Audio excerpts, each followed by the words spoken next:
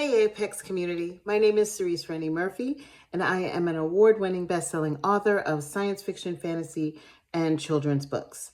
And today I'm here to talk with you about 5 things I wish I knew when I started this journey as an independent author.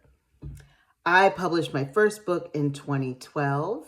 It was the first in a sci-fi trilogy, and I've been going ever since, and I've been able to publish over 13 children's books, novels, and short stories over, oh my gosh, the last almost 13 years now. So I want to talk with you about, just what that journey has been like and what are some of the things that I have learned. All right, so the first one is it takes time to grow your audience, and don't be resentful of that time. I remember with my first book, I released it with almost, I think I paid for one ad, sent an email to a couple people on my contact list, put it up on Amazon, and I expected it to be like a New York Times bestseller, and was crushed when it was not, and immediately thought that I had failed. Oh my goodness. Well, the truth is, if you don't tell anybody about your book, they can't buy your book. That seems simple, but when you're all in your feelings about, this is your baby and you're putting it out into the world, yeah, you can forget that basic sort of logic. And it takes time. I grew my audience primarily through going to science fiction conventions. And it's been a wonderful experience and one I can talk about later if you'd like. But, it's been a slow and steady process. And it's been a beautiful process. But it's one that you've got to be deliberate about. You've got to think about who you are as an author and what kind of relationship you want to have with your readers and what kind of career you want to build. And that will determine the cadence and the methods and the strategy behind building your audience. But all of that takes time. The second thing I want to share with you is you're only as good as your team. So while writing is a very solitary process, once you've finished your draft, your first draft, it's really about engaging with other people who are going to make your best better. And the more push you get and the more excellence you have around you, the better that process is going to be. I started with, myself, and then a beta reader, and then a proofreader. And as I've gone through my process, I've just added more folks who can help me. Everything from cover designers who are going to design a cover for your book that's much better than you would do yourself, unless you are a professional cover designer, and then in which case, good for you. If you're not, you want to get someone whose expertise is in that so that you can be the beneficiary of all their years of experience and artistry. For your editors, you can have a developmental editor, a copy editor, a line editor, a proof editor. And each one is going to bring a different level of expertise to your project. And you're never going to be regretting the investment you make to get that expertise so that your product, when you put it out, can be as good as it possibly can. And over the years, as I've grown, the people that I work with have grown as well and gotten better and better. And it makes me so excited to put out my books because I know that, that I'm putting out the absolute best book that I can. And that really is dependent on a lot more than you. So build a good team because that's going to help you be a better author. The third thing, time and commitment is just as important as money.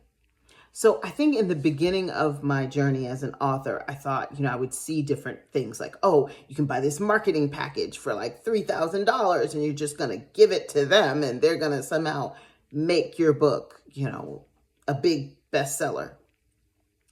And while a $3,000 marketing package may help. The reality is that it's not a substitute for consistency and time and engagement with the audience that you think is the right one for your book. I wasted thousands of dollars, buying this big package or that big package because I was too scared to put in the time and the discipline to put myself out there to engage with the readers that I think would love my work. And that's something that I still struggle with, almost 13 years later. But it's worth it. It takes time, and you have to be committed to the journey. So, yes, you can spend money to get resources and different packages and products. Certainly spending resources to learn how to do something that is going to be pivotal to your book, like, marketing or how to hire people, how to hire illustrators. Like, that's money well spent. But the money is not going to be a substitute for you putting in the work to develop the business of publishing your book, which is different from writing your book. Number 4, define success for yourself. Now, I'm a huge Prince fan. And I think a lot of how I think about art comes from his example as an artist. And he said something that has always stuck with me. He said, an artist is successful upon creation of their work. Not how many people like it or how many people buy it. It is a success upon creation. And for me, that's pivotal. Because when I write a book, my measure of success is when I finish writing the book. It's been edited and everything, and I read it over, and the same story that was in my mind is told back to me on the page. I know I've gotten it right. And then from there, whether or not everybody likes it or doesn't like it, or that's a different thing. But the measure of success for myself is really about telling the story that came to my heart in the first place, in the best way possible. And it's really important to be clear on how you define success internally, because you can't control whether or not, someone likes your book. In fact, reading a book, as as a reader, is a deeply subjective experience. But what you can control is you doing the best job you possibly can every time you put out a product. So I really encourage you to get clear on that, because I've seen folks that haven't, and the joy of writing has been stripped from them because they're letting other people define what is success for them, and they haven't done that work internally. And it can really steal the joy of what is a magical process. I love writing today even more than I did 10, 12 years ago. And I feel more privileged to do it than ever before. And I'm really grateful to still have that joy, despite all the challenges that writing entails and being a self-published author and running a business to publish your books entails. So, and then finally, the best advice I've ever gotten is to believe in your story. As I said, reading is a very subjective experience. And there will be a lot of people who will tell you no. And that's just part of it. That's just part of the journey. But no one can stop you from moving forward with the story that's in your heart, the story you feel passionate to tell, if you believe in your story. Believing in my story has helped me navigate deep self-doubt. It's helped me navigate the both the constructive and the not constructive criticism that I've gotten over the years.